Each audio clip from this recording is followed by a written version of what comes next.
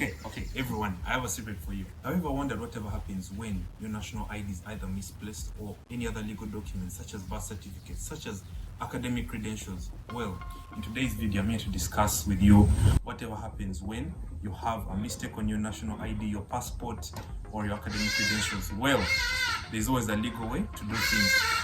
In today's video, I'm here to discuss with you what legal documents you need in terms of trying to correct your legal documents that will help you all over the world. Well, welcome back Simply Legal, and my name is Kahuma. Let's go.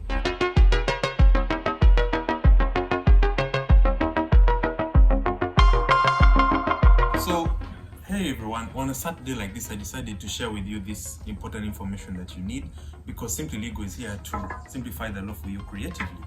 So, personally, I did have a mistake on my national ID. That the date of birth was actually misplaced because I was born on 5th February 1996, and in actual sense it came out saying I was born on 2nd of May 1996. So you find that the people at NERA they interchanged the date of birth with the month, and they instead put it invertedly. So I wanted to share with you whatever you need, because so many people are going through this kind of issues. Either they have issues with their dates of birth, or they have issues with the spelling of their names. For example, I'm called Kahuma, so if they put Kahima instead of putting Kahuma, then that's also a mistake, because according to the eyes of the law, you're going to be mistaken as a different person, even if your face is the actual one here and your names are the actual names on it. Even if you go to a country abroad, maybe the US or Norway or Belgium or Germany, and your passport shows that you're Kahuma Terry Isaac, but then your national ID shows that you're Isaac Kahima Terry, they will say that you're two different people, because your exact name should be correlating with your birth certificate and with your academic credentials and your national ID. So there are always solutions for that. For example, with this national ID, for those of you who are watching from abroad, this is what we use in Uganda. So you have to swear what is called a statutory declaration.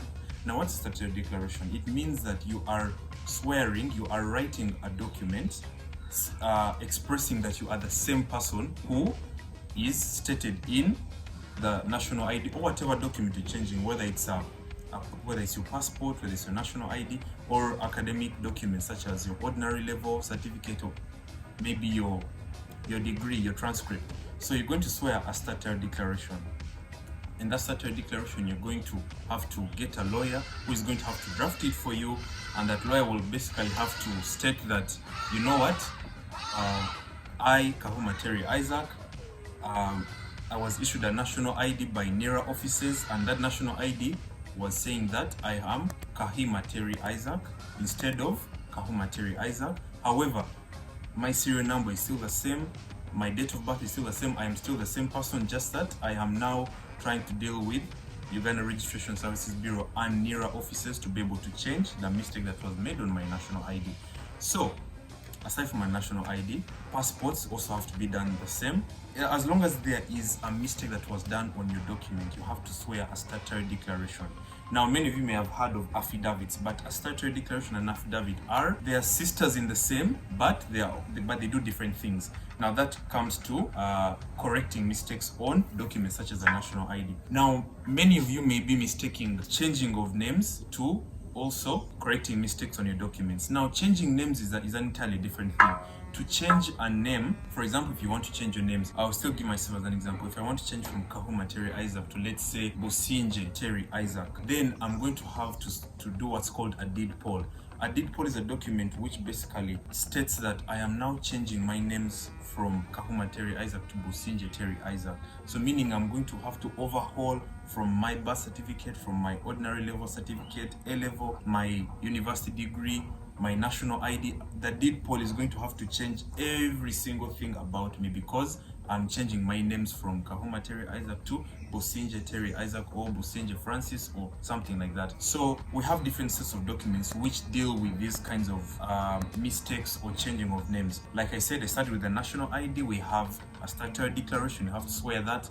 We have an affidavit. An affidavit is basically used, it's almost the same as a statutory declaration. However, an affidavit is mainly used in legal documents, such as when you're filing a suit in court, your plaint, or your lawyer will always explain what a plaint is. Your plaint is followed by an affidavit, and it's basically your story. I, Terry Kahuma, I'm of sound mind. When I was driving, I mistakenly knocked someone, but I'm really remorseful about it. It was around this time. So an affidavit is almost the same as a statutory declaration, but they do different things.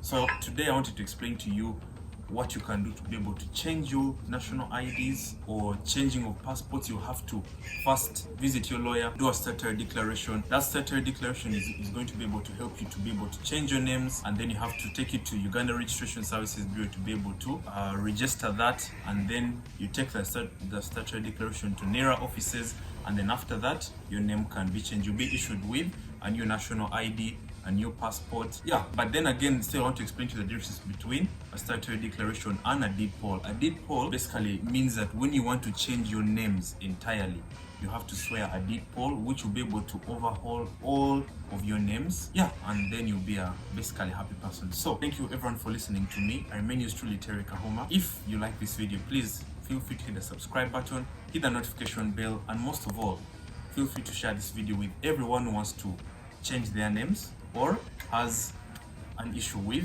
their legal documents such as their national IDs. Personally, if you may have an issue with a date, and I'm already in the process of doing it, and I think you should also do the same too. Until next time, I'll see you. Bye.